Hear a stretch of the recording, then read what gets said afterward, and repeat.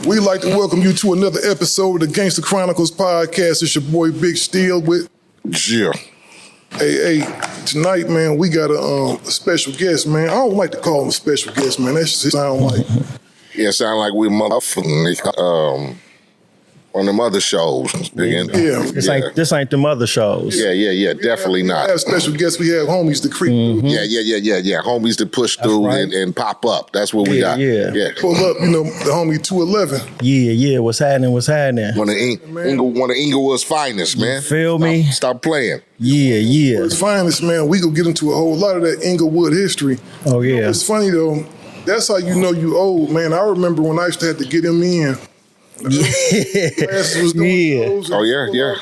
Had to go get him in, man, when he was just local, man. Then he just blew up the grind. That was like that whole grind though. That's what this was doing. Like I remember Gigi Sweets. You remember that? Girl, she used to throw them shows. A lot of having to pay to get on. It was another nigga to get on stage. I forgot the knitting factory. I forgot what that full name was, but we used to have to pay to get on shows. But then I'm like, I start meeting Glasses and Fab, and remember Problem was the dude, baby, Bang Loose. It was a lot of names that was like popping. So I get on with them, and I remember one day Glasses like, hey, you ain't never paying to get on those shows. If you gonna go right in front of me or you gonna go on my set. And that was in and out of town too. Like he was the first to get in, give me the microphone, and let me get busy in Houston. And then I got a lot of exposure off of Mitchie Slick, Glasses Malone, and Mr. Fab. They was like, and J-Rock, you know what I'm saying? These was like my main guys that embraced me when I was just jumping in. Because they knew me from the streets here and there. You know what I'm saying? When I'm like, I'm a rap, and they see I'm serious. I got CDs. I'm showing up to shows, and I'm really doing my 1-2, all my footwork. Like, come on. That back then, Glasses was the biggest nigga next to Game. Yeah, right. You know what I'm saying? Definitely was. Yeah. Definitely was. So I forever, I don't forget shit. You know what I'm saying? That's forever my thing. Yeah, I gotta give Glasses his roses real quick. Glasses he put a lot of people on. Yeah. He tried to put a lot of people on. He tried to bring up as many people as he could. Well, then he really brought the Bloods and the Crips together. It was Blue Division. Then he bringing Red Division because it was him and Mac. You know what I'm saying? So it's like we all at the shows. That's how you got to correct motherfuckers, because a lot of people want to say, the homie Kendrick unified them, and it's been getting down with each other for a while, man. Yeah, I know the homie from way back. Back when the homie, rest in peace, Nagai was running around. Yeah, that's the G homie, rest in peace, Dulow gang. My goodness. That was cold. That was the coldest gang. I ain't gonna even say blood. That was the coldest gang member I ever seen in my life, bro. I tell you today. To this day. I said Nigga was the true representation of what you saw a gang bang. I'm talking about from head to toe and the heart to back it up. Like, he was a crazy man, but he was solid. Me coming up, I'm like 14, 15 around him, all the way up until he passed. You know what I'm saying? He passed, I was 18. You know what I'm saying? It happened like maybe a few days before my 18th birthday. He passed away. He got shot. You know what I'm saying? But bro, he been shot multiple times. Pack outs. Homie Doughboy today. That was the true. When the motherfuckers say, man, I had 9 lives. Bro, that nigga had 9 lives. I didn't think that when the big homie died, that's when I'm like, damn, bro, ain't nobody untouchable. Because I thought he was untouchable. Like you couldn't.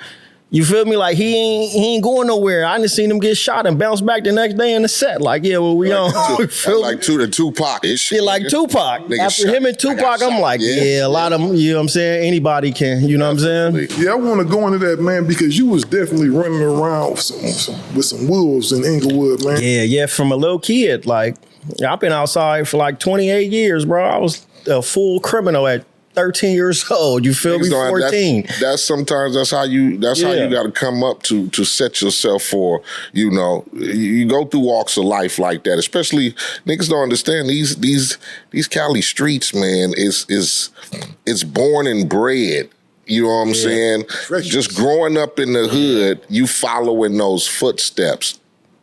And so a lot of people get it confused about how the lifestyle is over here, man. It's just treacherous. Yeah. But once you go through it and you're able to come out on the other side in the end, you have a whole respect for, Oh, I got a whole respect for it. First off, I'm not playing with the young music because it's like, when I grew up, fucking fight for fun. I remember the homies used to pick us out like, hey, you active young homie, you active young, y'all get down. And we'll fight, you know what I'm saying? Or we can go to the Fox Hill Mall and fight. But now you could win a fight and nigga still, you know what I'm saying? Nigga still want to smoke you. You feel me? Like you can't even fight no more. So There ain't no friendly phase no more. yeah, nah, you could fight your homie and your homie gonna want to get at you. It's like, bro, we just got down. This could be a secret, really. And You know what it is, though? I'm gonna tell you what it is. Before, the eyes wasn't on you. Now everybody want to take out phone. yeah, it's the phone issue now. Right. Somebody catch a bad one on the phone.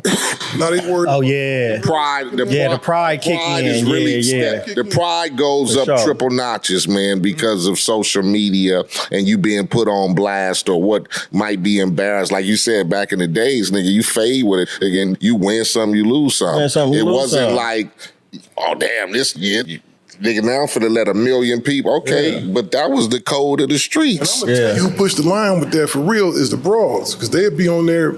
Oh yeah, I mean nowadays it's civilians The to niggas be walking is by and the broads, first though, thing they do sometimes. pull their phone out. You see, look, Trump just got bust on, and you see the lady, she don't even duck, she pull her phone out Yeah, like. everybody pulling up their phone now. Yeah. I be seeing sometimes, man, and I told all the homies one day, I think it was me and Glasses, we was coming back from Bakersfield, and something that just happened, somebody got whooped on, right? You know, Yeah. you saw whooped on somebody, and you saw all these people out there with their phones. Yeah. And I told all the homies in the car, I said, if I'm ever getting my ass whooping, y'all getting off, don't fight and line up with y'all phones. I'm fighting every last one. Yeah, for sure. Nigga need him some content. You know, somebody else getting their Everything content now. ass whooping, everybody around the cameras like this. They gonna be like, oh, face help, and I'm finna get me about 100,000 views and get me a paycheck. Look at that getting Steele. You know what's so Yeah. cold? It don't be for no paycheck, man. It be all for social currency. Hey, nigga don't even want no money no more. They want some clout and followers and I need shit. status, man. I got bills every month, nigga. I need some money.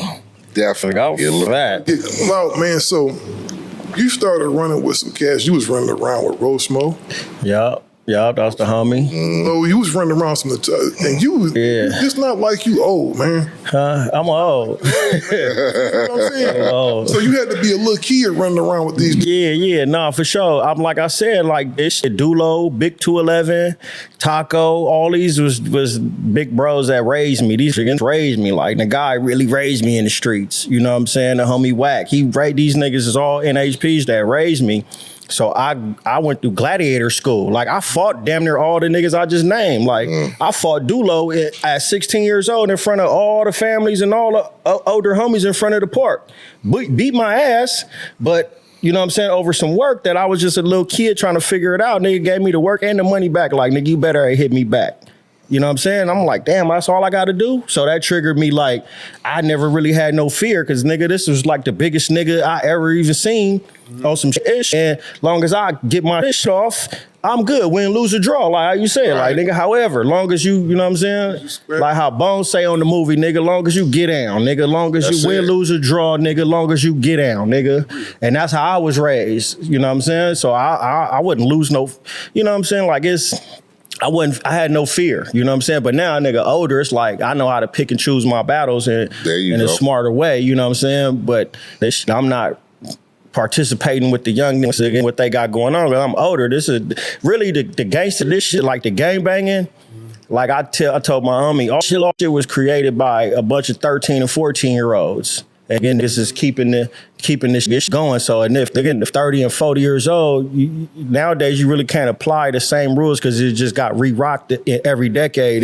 Now the young niggas don't even follow suit. Now it's like, old niggas. I remember when I was coming up, it was like, you know what I'm saying? Like, nigga, even with Squeak, like with Squeak Roo, shout out to big homie Squeak Roo, he used to take me around and I wasn't never like, nigga, we old and you go old and you don't know what you talking about. I'm like, nigga, give me the game, big homie. You feel me? And he took me around the studios and showed me how to just move in the industry as being a member. You know what I'm saying? I say something's wrong with. Now, I want to say something's wrong with him because we was all young, but we was taught differently as young hoods again when it came to the OGs. You get me?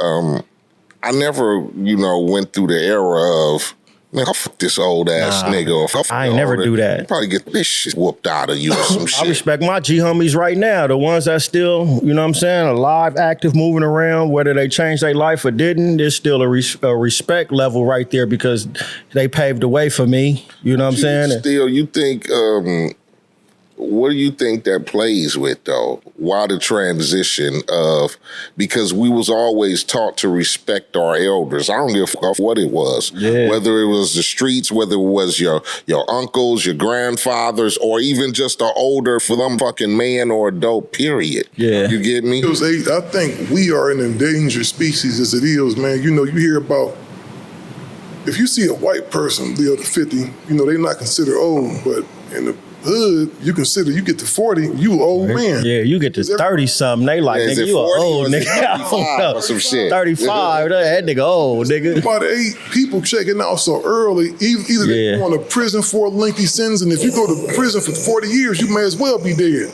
Yeah. Because you not never coming back. Most people gonna be dead that you know if you do make it out of there, most people you know gonna be dead, right? Right. So that's like death right there. You know, we got the streets that's taking, like your song say, taking people under, right? So I think with these young cats, man, most of them in the neighborhood that do have that mentality, they don't see themselves living past 30. Yeah. I mean, when I was a young nigga, I didn't think about tomorrow. You feel me? I was just thugging. And what I mean is, I don't think these dudes think about their future because their future is real bleak. Like to them, in their mind, a lot of these dudes don't have no hope. They living in the moment though. They living for that day. You know what I'm saying? Why go your OG though? Where does that mentality come from? Because like you said, I was young, you were young. Even though whatever the situations may be, I was still on. I don't diss the big homie. Like, you know. Not to get on no political stuff, man, but it's almost that Willie Lynch. Like, we've always been pitted. This ain't new, man. We've always been pitted against each other somehow. Right. You feel what I'm saying? It's always been real divisive. Like, it's like as simple if you got a brother that opened up a store, right? Like, you got a store, retail location. Yeah. How many brothers will walk in your store, man, ask you for a discount? That's every day. Every day, right? But they go to Macy's or wherever. McDonald's won't ask a nigga for a discount. Yeah. Hell no. Do it, but if it's one that's they want the motherfucker. No, they want to floss with them red bottoms on or something. Yeah. They gonna go discount too. I'm not gonna support you. I want you to damn to give it to me for free. I don't how much your rent is in this. But I'll be telling motherfuckers like support. So the definition of support is doing for something for somebody without getting nothing back. This is a transaction. You feel me? If I had some weed and you bought some weed from me, you ain't doing me no favor. Somebody else gonna buy some weed from me. So don't act like you doing me like you supporting. Supporting to just give me the money and be like, hey man, that's to the cause. That's some support. Or posting, you ain't even gotta buy nothing to support. You could just go in there and be like, follow my homie store and blah, blah, blah. Yeah, definitely. You know what I'm saying? But and you exactly right? Because they go to the other people's stores and won't ask them for hell no. They'll pay more if they have to. You gonna walk right next door in the liquor store and buy a motherfucking drink. Yeah. You ain't finna tell that motherfucker, hey, let me get a motherfucking discount on this motherfucker. $10. What can you do for me on this? Man, dude, look out for me on this one. We gon' shit. I'm gonna on his bread. So when you think about it, Eiht, we've been programmed, man. It's like a continuous cycle, right? The average mentality of the person today that's in the inner city in the ghetto. It's like every man for himself. Yeah. Every man for himself, a lot of hatred, a lot of self-hatred, man. And it's unfortunate because you got a lot of niggas who can collaborate and do shit. It won't never be that. And that's why I always talk about respect over loyalty and shit. Because when niggas respect you, man, they won't even come, oh man, please, man, give me that. You feel me? The homie, nigga, I went to the homie store and I already know what a t-shirt costs. I already know what the, you put the on there. I know what it costs, but when the homie said it's $30, I said, here. You feel me? Yeah. I'm trying to respect your hustle. I'm hustling too. So, nigga, if I put out a CD or something and the nigga tell me, yeah, nigga, I copped it, that's the same I'm trying to reciprocate. You feel me? Exactly. Exactly.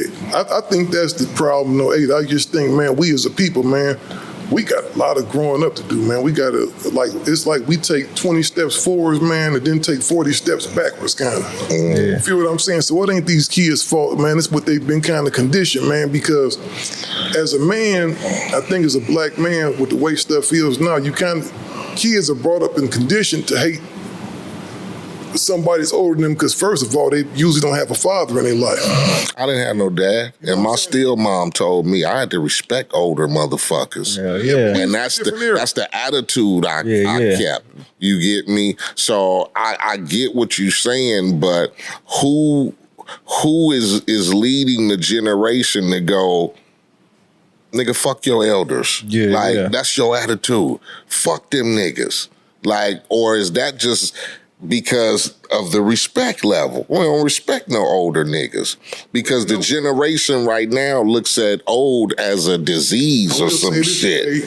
Some of these motherfuckers don't warrant no respect.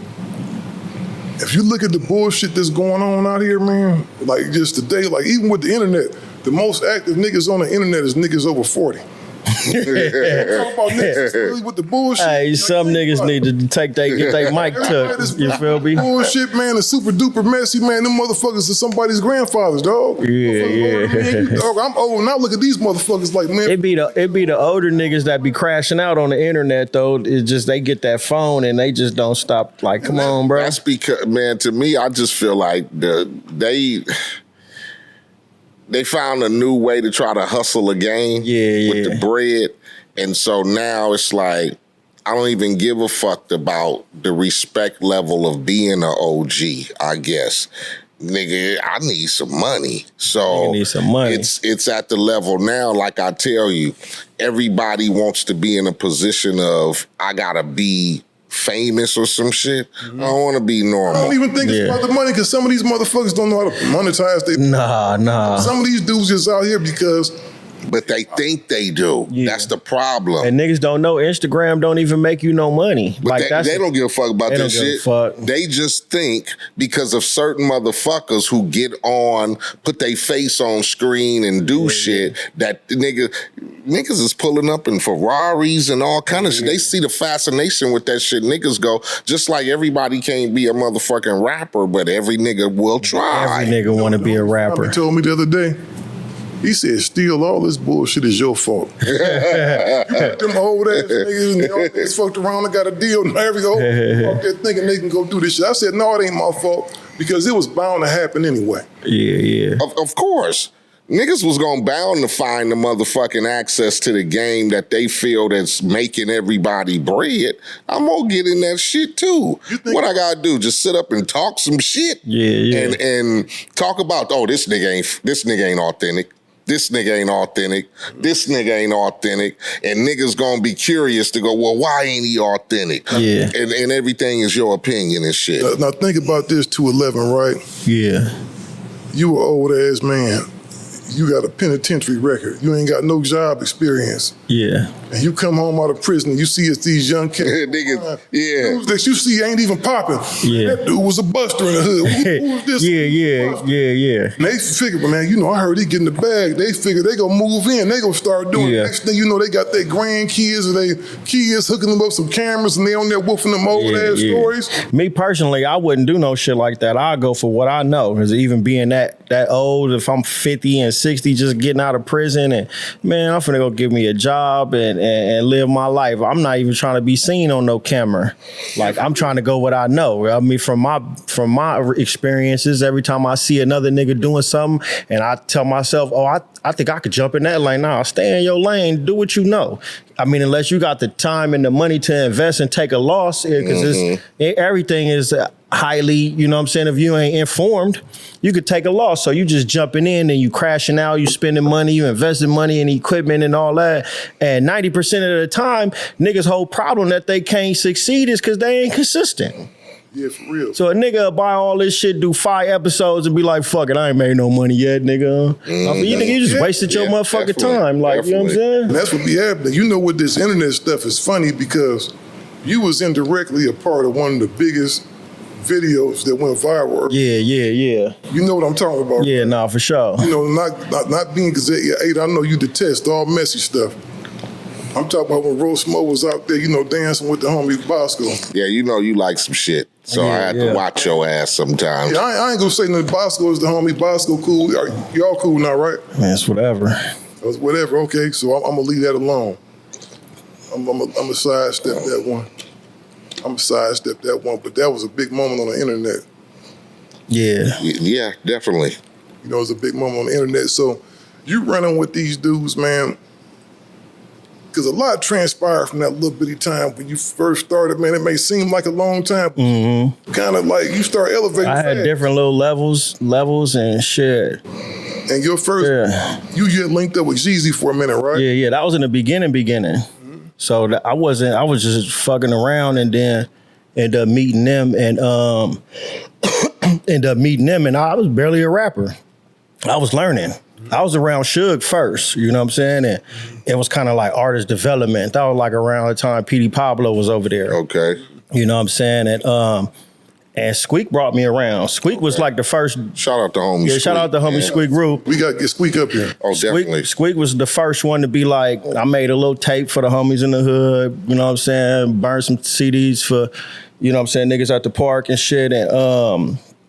And Squeak and the homie Pee Wee, rest in peace, was like, nigga, we finna take you artist development. They took me to studios, got me learn how to write 16 bars and do a hook and, you know what I'm saying, all this shit. Then they introduced me to Suge and Neckbone. Shout out to them niggas. And immediately, them niggas like, come to the studio.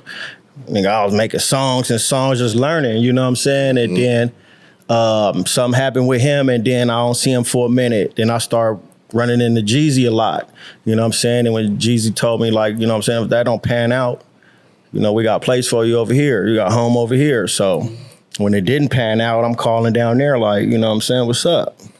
And they was coming back and forth from LA. And then I just started being over there learning how to, and it took me like 2-3 years to even figure out how to make, you know, like semi-quality music. I had to get in the flow because I wasn't no rapper. I was, but I wasn't.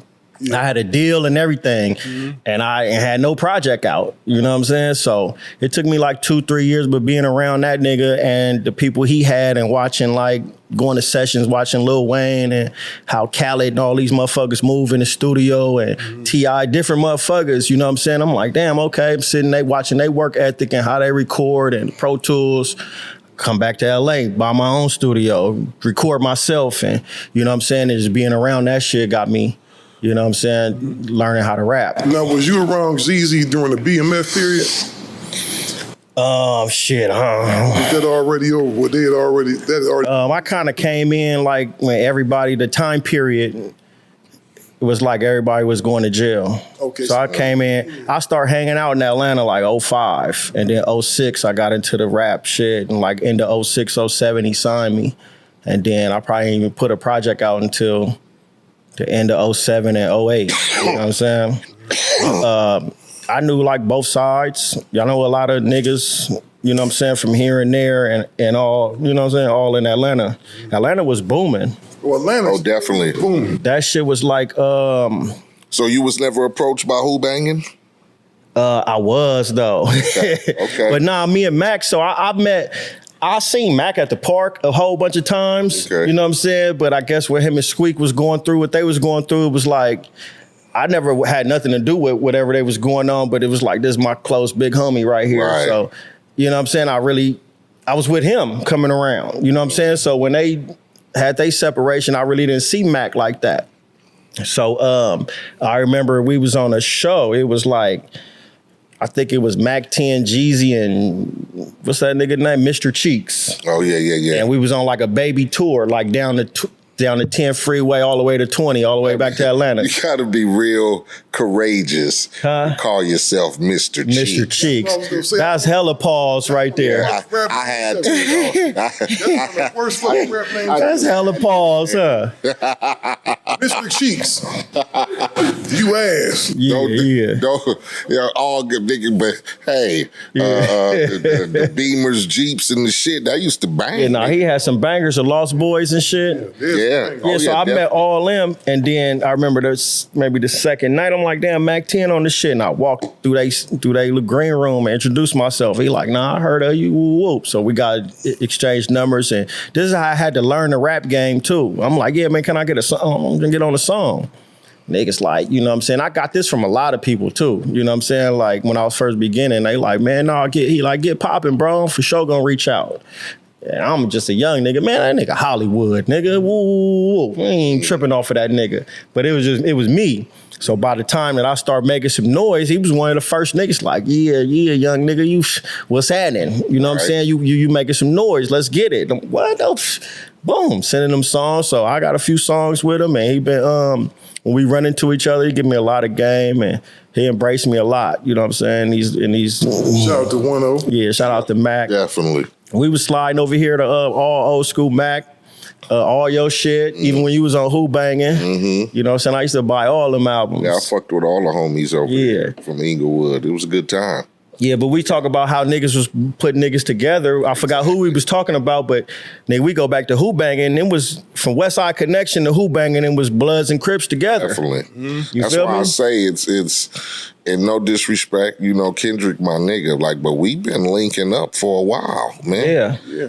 Definitely we've been knowing how to collaborate and come together to try to chase this motherfucking dream of being out of bullshit and making money on that. You feel me? Yeah. So it's been going on for a long time, nigga. That's just like an outsider's perspective, though, because they don't really know what's going on out in the West Coast. Right. You know, like, it always. Yeah, it's always somebody in the. It's always the media motherfuckers who fail to do research on the real activity of niggas in the neighborhoods and shit. They just go off of what they see, and then, you know, Kendrick is so motherfucking large and popular. Oh, he united the gangs and he brought them together. It was a good scenery. But at a time in the city right now, I mean, it's not like it's done every year. I mean, certain niggas hang with certain niggas. I hang with Crips every day. Like, you know, my right hand niggas be TF and G Perico. You feel me? I'm with these niggas every day. You know what I'm saying? These my guys.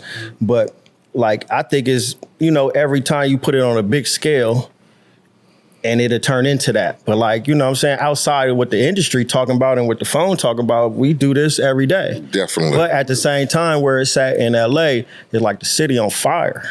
And it's been on fire since after pandemic. Niggas is running wild, like Wild West out here.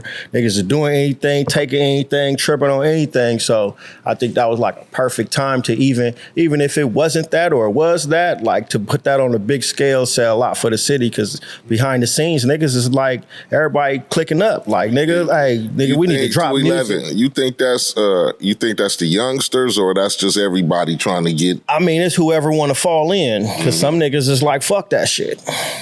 You know what I'm saying? Fuck wooty whoop and wooty whoop. Nigga, we still, you know what I'm saying? So you can't really be some mad motherfuckers that ain't with no type of peace. Yeah. Well, sometimes scars run deep, man. You get me? Sometimes shit be personal and scars run deep. And sometimes niggas ain't got shit else to do and that's all they got. You feel me? So, you know what I mean? And at the end of the day, you got to respect that. I know a couple of them. Yeah. I talking to the homie in jail yesterday. I'm like, nigga, you been coming out of jail 20 years, bro, and I get this call every time you finna come home. Man, I'm finna woo. I'm like, come on, bro. What you really gonna do is you finna get on your business or you just finna be Big Pyro? Man, I'm always gonna be Pa. Cut him off right there. Hey, yeah, there you go then. Ain't no buts about it.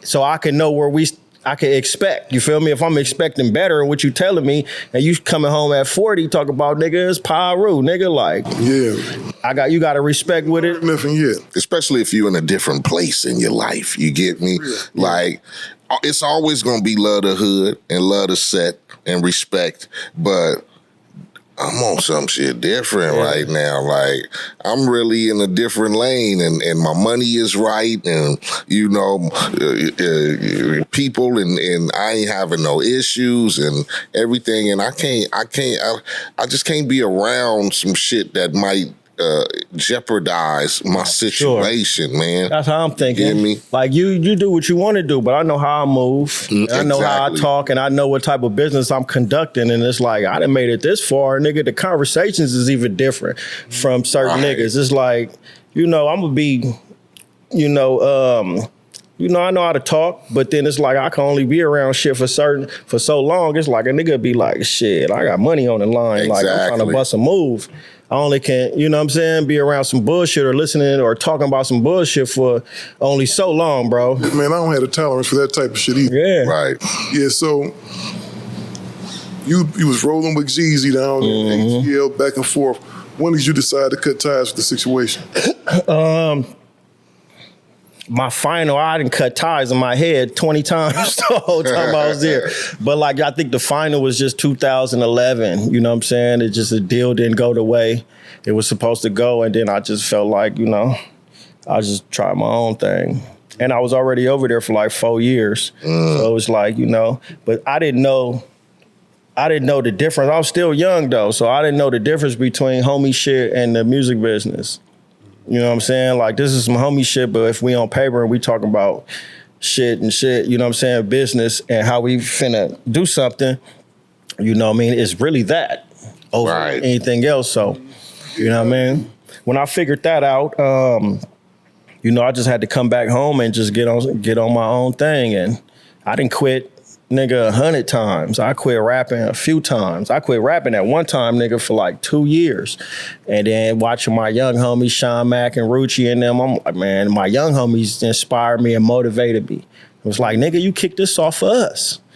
Yeah, you get back outside. Right. I got back outside. Let me turn it up. You know what I'm saying? Inglewood definitely got a lot cracking over. There's a lot of talent over Inglewood. Yeah, no, for sure. Inglewood now. Yeah, for sure. It's generations. Areas, man. It's the areas of struggle that produce motherfucking real talent because niggas be hungry and they strive to get out of motherfucking shit. And when niggas thinking of shit that can put them in a better situation and put some money in my pocket and I can...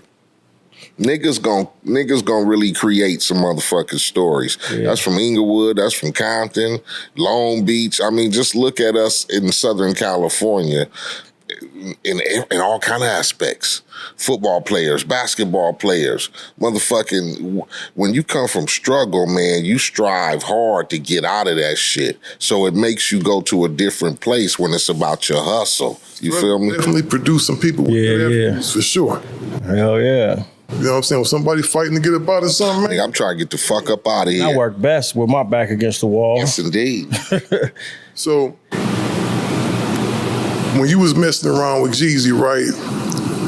You said it was a homie situation, right? Like, he became. I came in as the homie. Mm-hmm. You know what I'm saying? And then you rap, I rap. And then, he seen me moving with Suge, and I was a young nigga having a little bit of little baby paper, you know what I'm saying? What I thought was some paper. I was gonna ask you, because do you think that sometimes people from out of state try to attach themselves to certain people out here? Well, he was already attached to my homie Twin, you know what I'm saying? So Twin was my big bro, and he kind of just brought me in, me and the homie Rocket, you know what I'm saying? Okay. Carson and shit. And we came in together. So even back to the Blood and Crip, and the homie from East Coast, you know what I'm saying? So we came in together, you know what I'm saying? And the way we was moving, we'll go to Atlanta and come back. And that nigga was just so cool to me. It was, man, get all your homies, get all my homies, which you probably won't even see today. Nigga, and it'd be, 100 East Coast niggas and 100 Paru niggas and Inglewood family niggas, and we moving, doing shows or going to parties and shit, you know what I'm saying? And, some niggas is with it, some niggas ain't with it, but off the respect that he had with his homies, the respect I had with my homies, they like, nigga, if you say it's good, that's how we pushing. Mm-hmm. And we used to be pushing like that, going outside, doing concerts, all that. So back to what we was talking about, I was over there and it was just, I just came in as like a homie and then it turned into an artist, you know what I'm saying? But Rocket was signed too at the same time. Mm-hmm. And he was like light years ahead of me he knew he was already an artist. I wasn't. So, you know what I mean? And I just had to figure out my way in the music game. I ain't know shit about no music game, I didn't even read my first contract. Niggas like, yeah, sign this, we got a chain for you. See, you know, when I ask that, man, is I be really thinking that them dudes be having like an agenda when they sign somebody from out here. Like he said, you know, they moving the way they moving through the city. That just make him have a little bit more clout. You feel what I'm saying? Right. Yeah. Like, man, you know, rocking with, I'm getting, Jeezy was out west, man. He had 100 Bloods, 100 Crips with him, you know? Yeah, no, it did give him a look, though. You know what I'm saying? It definitely gave him a look, for sure. So you think about it, you know, you're looking at it like he hooking you up. Man, he just bought himself, man, $1 million worth of promotion. Right. You feel what I'm saying? Free promo. The streets, he got free promo. Yeah. They like looking at him in Atlanta like, man, the snowman, he out there, man. Yeah, and this when he was like, Play like this with a whole bunch of Right. And when he do come out here, that's what it be. It be hella homies and then hella, you know what I'm saying, Crips and shit. And it was looking good. And that brought us together though. Like, I ain't gonna lie, like it brought niggas together, which we probably wouldn't have even linked up now. So I ain't mad at it, man, as long as people get what they want to get out of it. You know what I mean? Right, exactly. As long as you know ain't nobody as long as you come out of a situation better than it was before you went in, because to be real, man, that's life, man.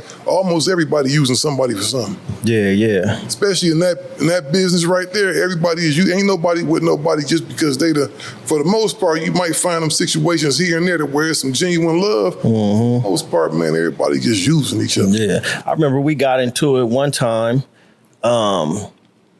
maybe like 2 years after my initial signing. And we kind of like got into it, had like it wasn't really no fallout. I was just like, I'm cool on you niggas. Then they called back like, bro, we got a little plan for you. Come out here, we're gonna re-sign you, throw you a little bag and turn your shit up on YouTube and all this other shit. And I was a good 6 months just flaming hot. Didn't nobody really know my behind the scenes situation. That go back to who banging. Shit, Matt called like, yeah, what's up? You on fire right now. I got a 50 piece for you. Wooty wooty whoop, nigga, we finna do this and do that.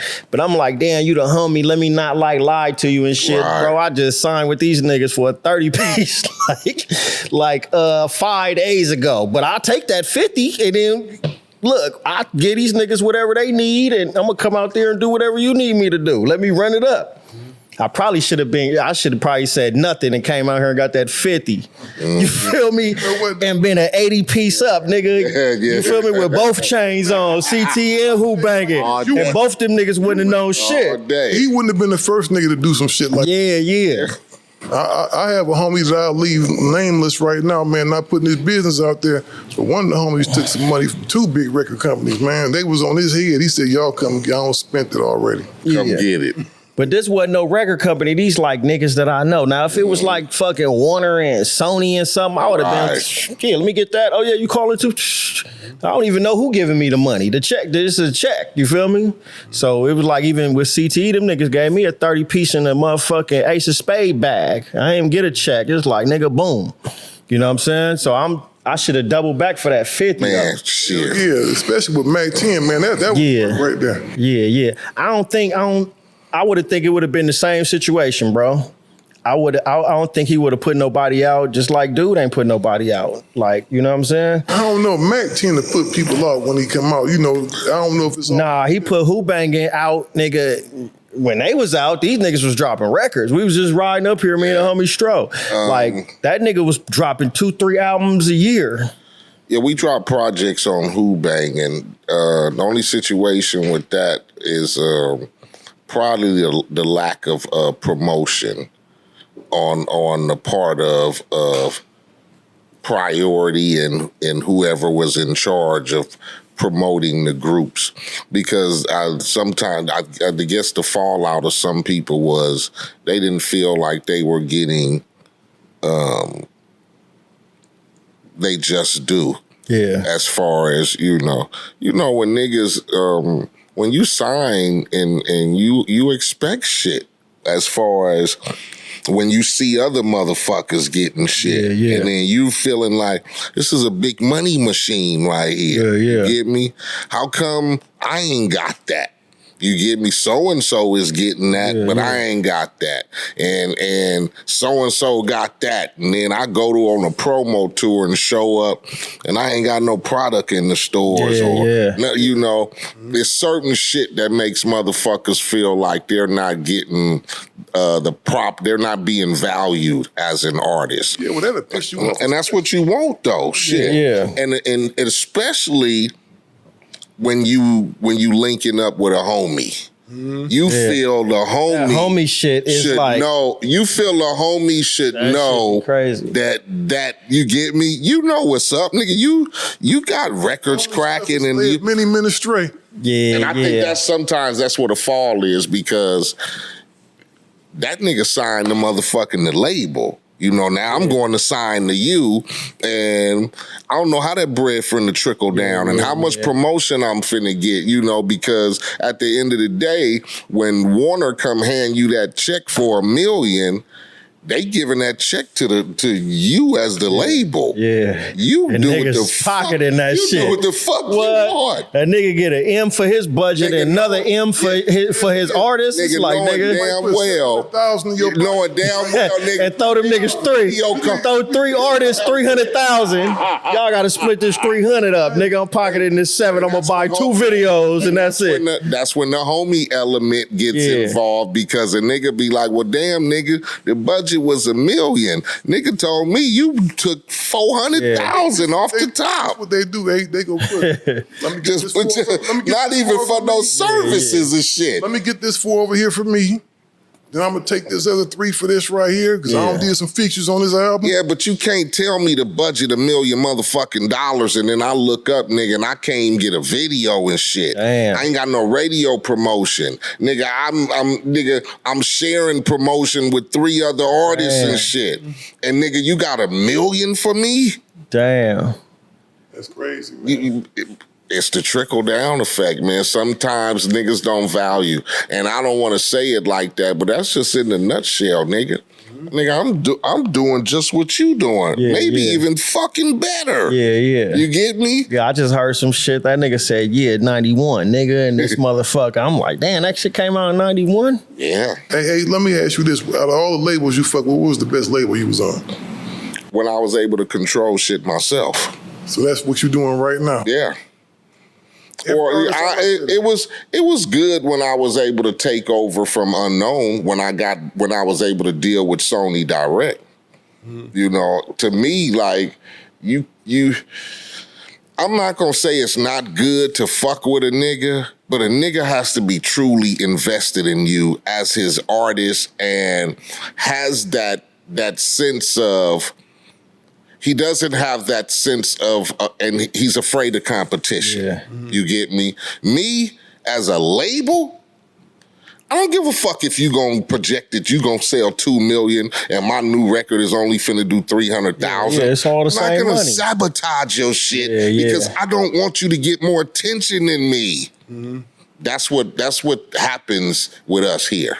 You get me? Instead of a motherfucker going, I put this motherfucking nigga out and he gonna sell 2 million, and nigga, I'm finna double, triple my shit. Nigga look at it like, man, this nigga gonna sell 2 million. He gonna be here and I'm gonna be here now.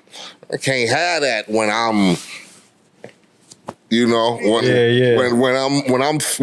that, you get me? When you a real motherfucker, you do like them white motherfuckers and go, I don't give a fuck. That ain't finna do nothing but help us here. Yeah. So when you stop fucking with Jeezy, where you go after that? I went to Empire. And Nima, shout out Nima from Empire. He reached out, and this was 2013. I dropped a mixtape, and he hit me like, "Damn, you getting money for that shit?" I'm like, "Nah, this all free downloads. This is as streaming was start trying to hit." You know what I'm saying? And he like, "Bro, just upload that shit over here, and you know, woo woo." I'm like, "Damn," because back then you couldn't get paid like nigga, anytime before streaming, the only way you could get money is a record deal, some shows, or a verse. Right. That's it. You feel me? Or niggas paying you to come do walkthrough if you popping like that. Walkthroughs and shit, you know what I'm saying? You ain't get no money from sales. Nah, you ain't getting. You have to sit out in the trunk and go be outside every day on the daily. I've done it, but I never sold my records. I always wanted niggas to hear my shit. So the independent game and the physical days, man. People always talk about how much money it was. Definitely, it was a lot of work, though, man. It's a lot of work. It's a lot of work. And it's dangerous. Feel me? Work for every penny that you go get when you doing that stuff. And then you got to worry about a distributor paying you for your product. You might have sent. That's why if I ever had people that got real big pre-orders, like if somebody got a pre-order at 20,000, I send them 10. Yeah. I'm about to send 20,000 CDs. I'm gonna send you 10. Yeah. I'd rather have them because I know we gonna go through these. Because what happened is people that get your 20, we gonna hold on to this money that you got for returns. It's like I'm holding that 20% for returns, man. You look at that sound scan up like, man, them records is gone. Kick that money. That's all right. That contract say I get the whole 20% returns. Reserve money, man. It's a whole lot of stuff. I had the company file bankruptcy, man, on me, and I was distributing Dad's Dillinger stuff. I was doing Dad's. I had all Europe and Japan, man. We was making a killing, man. Oh yeah. And I just got to check in for like $175, right? A wire transfer, $175, and you expected some more money the next month. I went buck wild with that 175 because I said I got one bigger coming next month. Now, off 20,000 copies. Man, it was like, this was like, probably like 36,000 copies. Oh, you got to remember, in England, we was working the exchange rate, right?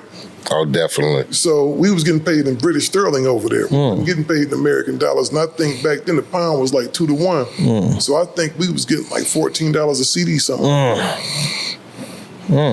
It was a beautiful Now nigga over here stuck getting motherfucking shit, the motherfucking YouTube and streaming and that Spotify shit, that shit. But it ain't. I mean, I guess you just gotta play the game. Ain't no way around it. But nowadays, it's 1,000 more rappers. When I was coming around, it was like, nigga, you rapping ass nigga. You rap, nigga. I ain't no rapper, nigga. Like, that was the thing. Right. You feel me? And as the cameras came and now every nigga on the corner a rapper. Sometimes I don't even want to tell the nigga I'm a businessman. Exactly. I'm a motivational speaker. Speaking of rappers, you tell a motherfucker you rapping, you like the cluckhead in the hood. Yeah, right, nigga, everybody rap. You nigga. A rapper? Nigga, get away from me. Speaking of rappers, ain't that Blue Da Vinci dude from out here?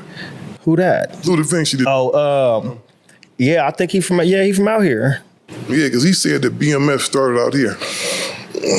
I don't know. I wasn't around. You know I don't be doing that. You love throwing some little shit out, huh? you love throwing some little confidence. That was a question from the audience. This motherfucking nigga. That was a question from the audience. This nigga still is a goddamn fool. I knew Blue Da Vinci a little bit, but I knew Baby Blue. Baby Blue was that nigga was a firecracker. He passed away like in I think 06 or something like that. That was it. He was a homie though. I fucked with him, but he was wasn't that old, was he? Nah, that nigga was probably, I don't know how old he was, but he was young when he passed though. But that nigga was on some shit. I fuck with him though. You know what I'm saying? Sad ass shit when them dudes be dying so young, man. You see 25, 24 years old. I be like, damn, they ain't even got to live their life yet. Because I know I did a motherfucking thing when I was 24, 25. It's the code of the streets, man. And I was on some paper, nigga, 24, 25. I thought I had it all together. I was in Vegas. Man, I got to Atlanta. I said, nigga, everybody rich. I ain't never going back to LA. Nigga, this is some money. Ain't nobody tripping. Atlanta different right now. But when I got there, it was like, nigga, black. You know, it's different now, man, but everybody still seem like they got money over there. They seem like they... Nah, niggas is that shit, baby, LA right now. Niggas is shooting in the club outside. Then niggas is shooting. Yeah. They shooting and robbing, just like LA. Like when I was there, it was unheard of. Like niggas get bust on here and there, but it wasn't the thing. You feel me? The young generation is the real wild, wild west, man, where it's just open fire and open carry and nigga, I'm shooting at any and everything that's moving. Fuck it. Kind of crucial, man, because when I was, I go down there quite a bit because mom's down there, exactly. Right? So last time I was down there, man, this dude pull up behind me, man. He in the Hellcat, right? Mm-hmm. I guess I was going too slow for him. I'm in the Tesla, right? He get up behind me, pull up to the side of me and start gooning me like this. He was mean mugging you. Yeah, I'm just looking straight ahead because you know why? I told Chris, I said, you better not say a motherfucking thing. I said, that motherfucker they probably all got hammers in there. Hell yeah. They will unload. Oh, definitely. Them dudes do what they doing, going about that. And niggas get away with shit out there in them Georgias and Texas and Louisiana. Motherfucker be. Nigga, ain't no laws. Even if you got a permit in LA, you finna go to jail and they finna figure it out while you in the tank. Nigga, ain't no permits. You feel me? They locking motherfuckers up, man. Hell yeah. Real. So, you know, Empire got a lot of people, man. Empire got a lot of people. I was like one of the first on there as a distribution. I didn't have it just before they was even doing record deals. I still got the same distribution account, so I don't have a record deal with them at the moment. I have a distribution account. You know what I'm saying? I'm still getting that like $8 a record or something like that on there. I mean, shit, I don't know how much a record.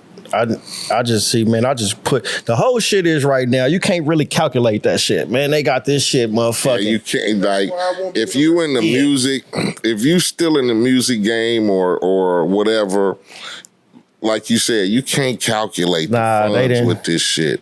You just gotta put out quality music if that's what's in you to put out, and you just have to play the game like it's being played right play the now. Game. Until a motherfucker either we result back to CDs and motherfuckers is like, fuck that, I'm not streaming no shit and go back to or niggas figure out a way that artists can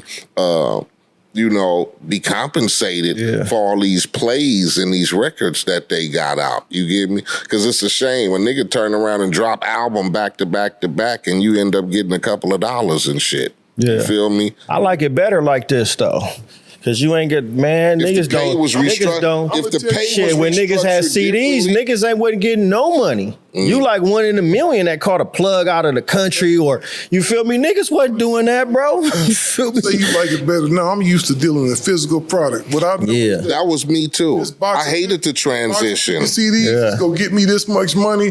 These 1,200 vinyl on press. I mean, I was one of those. Vinyl still going though. I was one of those when Empire first started, who was approached, and I couldn't do it because I was so stuck on the physical and I had a record deal, nigga. And it's different. Nigga, I had a record deal, nigga. I was signed to Sony and Epic, nigga, and Priority and shit like that. And nigga, I put out physical CDs, nigga, and had autograph signings and went on you was promo. Putting out tapes. You had tapes, all nigga. that shit. You feel me? So it was hard to make that trend because nigga didn't know what nigga. I'm finna make some money off of this shit. For real. And I'm still considering myself like a regular nigga. Like, I ain't got no tools to download no motherfucking music and shit.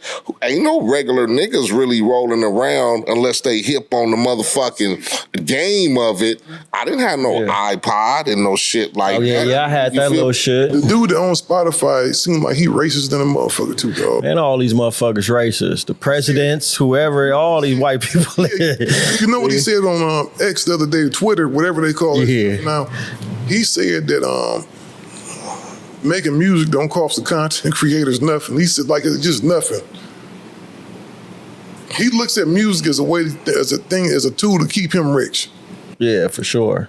He pretty much said that he don't. He said music what now? He pretty much said, oh, it don't take them. It don't take much to do music. Yeah, to do the music they do.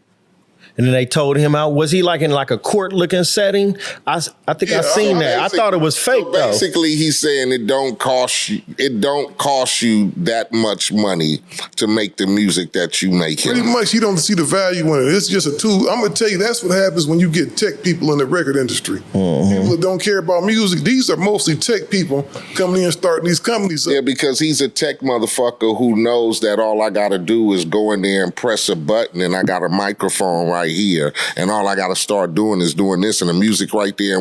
It's not what we used to do. It's not the creation of music. You get me? I could get a beat right now already done, ready to go, whoop-de-whoop, and spit lyrics for 5 fucking minutes. Song is done. Upload that motherfucker. That shit didn't take me 20 minutes. As back in the days, when Slip and them was digging in the crates looking for sounds to create and having to find shit and create, or a musician like having to sing keys and come up with writing the music and doing, it's different. Yeah. No, I don't. He kind of right though. It don't cost no money to make that. Look, shit. My homie 310 baby. That nigga got one of the biggest records, Soak City. Man, nigga made that shit on the phone with an earpiece. On the phone. With an app on the earpiece. This nigga got the biggest song. But when you hit, you gonna get all the money. Technology, man, because I know that look. No, he probably made a game. Nigga booming right now. Shout out to homie. I come from the days where it used to cost you $100,000 to shoot a video. For sure. You understand me? Yeah. No ifs, ands, or buts. Nigga, I could pick up my fucking and get phone busy right now and bingo. Yeah. And don't need a motherfucker for shit. Yeah. I'm for to shoot a video right now. Bing, bing, bing, bing, bing, bing, bing. Had that shit uploaded in motherfucking an hour, and it'd be just as crystal clear as a motherfucking Hype Williams fucking And video. you could throw that motherfucker in some type of program and it'll render and color code all that shit, get it back and upload it on whatever, Spotify, all that shit. Downloaded the program for free. You understand me? Now the exposure is the issue. That's his frame thought. Now to us, we putting our heart and soul, we writing the song, we trying to come up with something that's, that's quality for a nigga to be able to spend his $9.99, right? Yeah. But we, as far as technology is concerned, that's how everybody get their music now. So he's working that. You get me? Now, if you want to sell your shit for $10, then press your shit up other shit and going try to on. push it. But if a motherfucker wants your shit on my service, then I'm charging, and I'm not giving you money for that. And I heard, he said that you're not getting paid for 1,000 views no more. If you got just only 1,000 views, you're not getting paid for them. Oh yeah. I mean, I could understand that. 1,000 streams. He's saying, and I remember that with the YouTube shit. They're saying you got to be a motherfucker that's generating views. Yeah. You can't be no nigga brand new and then get 1,000 views and be feeling like, fuck that shit. Y'all taking up space. Fuck that shit, nigga. Y'all taking up data space, nigga. You gotta be a nigga that's like, okay, you got 30,000 on this video, you got 50,000 on another one, you got 100,000. No, man, you ain't finna upload. I think they should give niggas 30 days, nigga. If you ain't got 3,000 views, 30 days, nigga, we pulling that shit. You wasting space, nigga. It's a gang of it, though. Yeah, hell. You click on videos, nigga should be up there for 5 years, and that shit got 89 views and shit. Nigga, you wasting space. Nigga, get up out of here. I'll tell you something, dog. You say that you think there's a lot of rappers now? It's a hell yeah. Ain't more rappers than podcasters. Nah. Time I turn around, it's a new podcast. Oh, yeah. But that go back to consistency. Now, podcasts it's another beast, bro. You got to do that shit. Don't be the one that be going live like the homies back on Fig and them. Mm-hmm. Them niggas working. Like, I watched the process from day one until now. And they was going on there every day and they start popping. They go, dang, you got to be consistent. So if a nigga down the street say, I want a podcast, man, you got to be here Monday, Wednesday, Friday going live, cutting the clips, uploading them, putting the words on there, come back and do some promotion. Like, from my knowledge it's like, you gonna get the stream check when you get popping, but you got to start taking what do you call it? Ads. Like you got to start getting people to sponsor you. That's what it is. And you get sponsored. Oh yeah, okay. Ads and reads, yeah. You know what the thing is, man? It's like this, right? Everybody think this stuff is easy until they start doing it. Yeah. They realize, man, I got to go up there every week for 52 weeks. Hell yeah. And I got to think of some fresh stuff to keep people watching.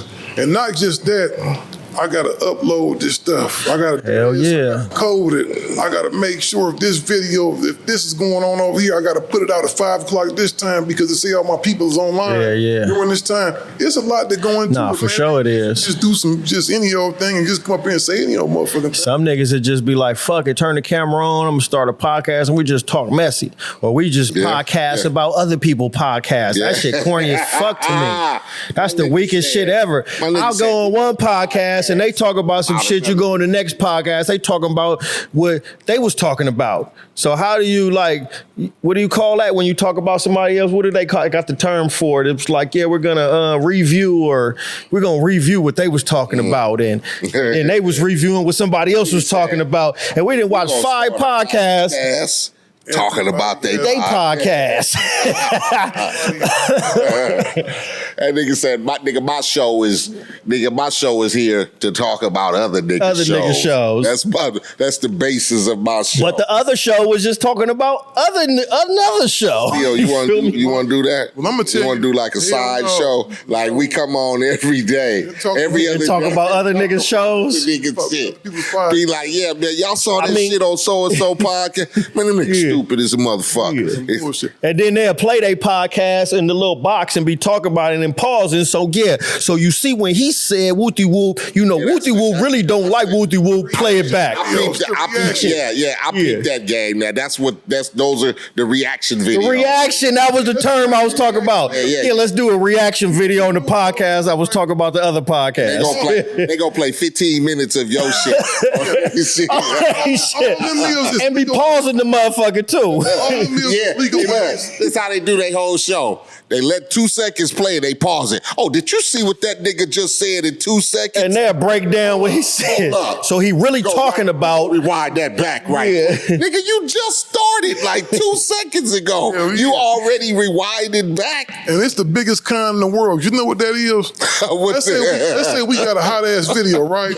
Let's say we got a video that got a couple 100,000 views. Yeah. He's going to take that video. Exactly. Put it on his channel. He's going to put it on his channel. And he's going to call... legal way he can get That's the reaction. Nah, he can't do my music like that, nigga. Empire taking that shit down. You feel me? React to this nigga's shit. And I'm just gonna play your shit and listen to what Steele said and then hold up. Did you hear what this nigga just said? Hold up. Let's rewind that shit. It's weird on the podcast shit, but when a nigga do it on the music, that's really like free promo. Shut that shit down. They shut it down, or it's like free promo, because it's a way that you could do it to where it won't get took down. A lot of my music got reviewed, or you know what I'm saying? What was the term? Reaction video. The reaction to projects we dropped, and that's free promo for the music. So they either go, I would rather a nigga be like, that shit whack as fuck. You go listen to this shit. That shit whack as fuck. And then there's 20 niggas that listen to shit. They just thinking about taking. You know what it is? I think that's something though. Let me say that's something that Karan told me though, because he saw that you had put up something about niggas posting our shit and blah blah, and you was gonna get it flagged. He came to me and he said, "Why still do that?" He said, "Don't you know that's how y'all go viral when other people push your shit?"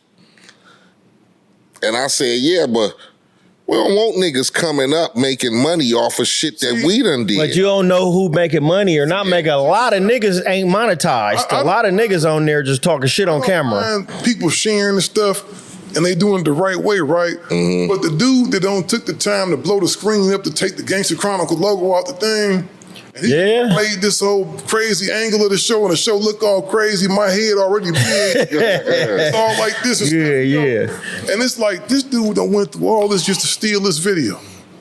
It's a reaction. And let him do it though. I'm usually cool with people. I hit them up and I tell them I ain't gonna flag you, just take it down. Depending on what they doing, right? This one dude told me, you just greedy. Greedy motherfucker. And I said, dog, you not paying for no studio time. You not this, you know. And I guess, you know what? Somebody else, Charlemagne, told me that too. He said, man, that's just promotion. I said, let's go let everybody just use the stuff we go out and do. Yeah. They gonna take it anyway. Yeah, that's like I said. Brian don't need no money. I mean, that's same thing Karan said, man. Stop flagging niggas, man. That's how y'all go viral, is when other people post your shit and do shit.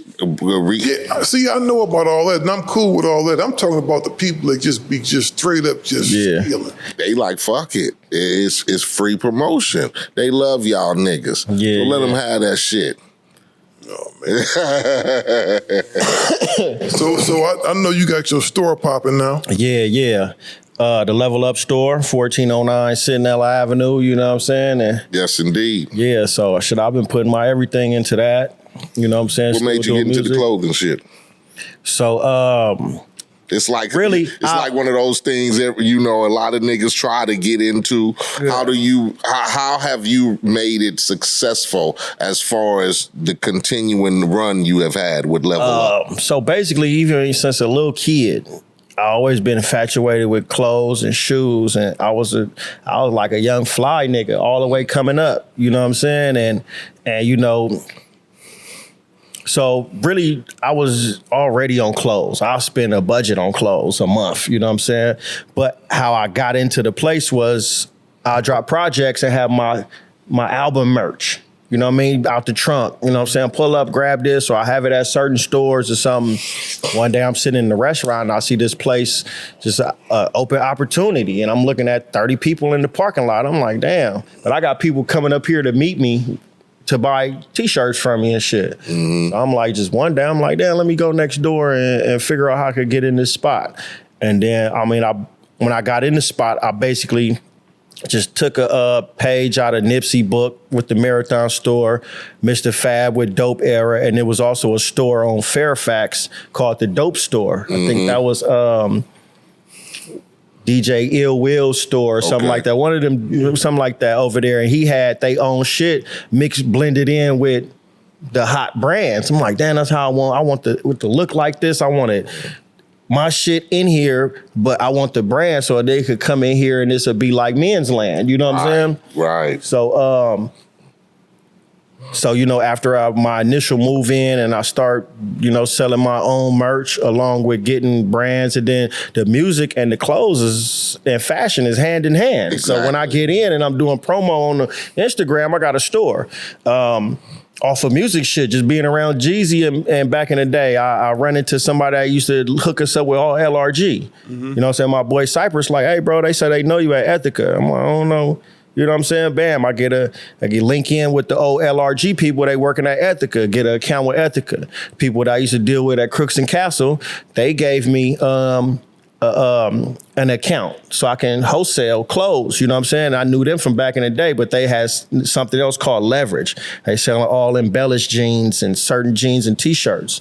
And with that group, they kind of laced me like, start coming to magic shows, the magic show in Vegas twice a year, you know what I'm saying? So I'm just showing up and just being consistent. I'm on this every day. Plus, I'm still outside, so I'm looking for a retirement plan like this. Right. Retirement, this is my next life right here. You know what I'm saying? It's fashion.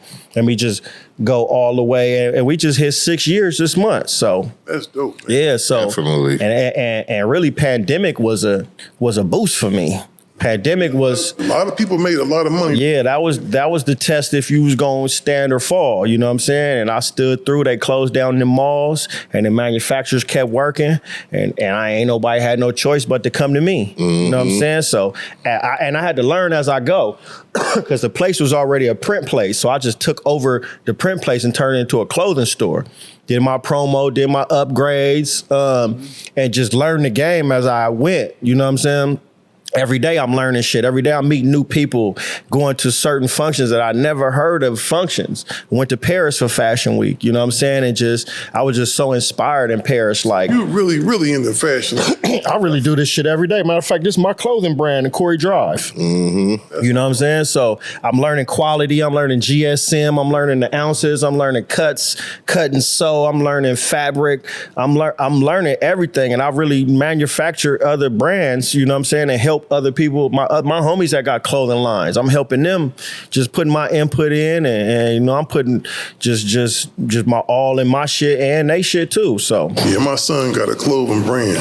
Yeah, and I've seen how he going through the whole process. He be sewing and everything. Oh yeah, this shit ain't hard though. I mean, this shit ain't easy though. This is a money pit. You just got to get outside and you got to get some influencers. You got to be outside, right place, right time for a clothing brand. See, I'm doing both. I got a clothing brand and I have a clothing store, so it's easy. It's kind of easy for my brand because I could just throw shit. You mix your brand in with my brand. I got the hottest shit that's out right now. I got I got like 2 racks that's runway shit. And then everything else is like street clothes. You know what I'm saying? They just go from the highest level all the way down. And, you know, you could come get something. You come get something. Homie, you know what I'm saying? Everybody dressed different, got their preference on what they... So I try to... You got a flavor for everybody. I got to try to, I try to satisfy everybody that I can. But, you know, you really can't do that at the same time. Just keeping my brand as what it is. You know what I'm saying? So after 6 years, you know... I didn't.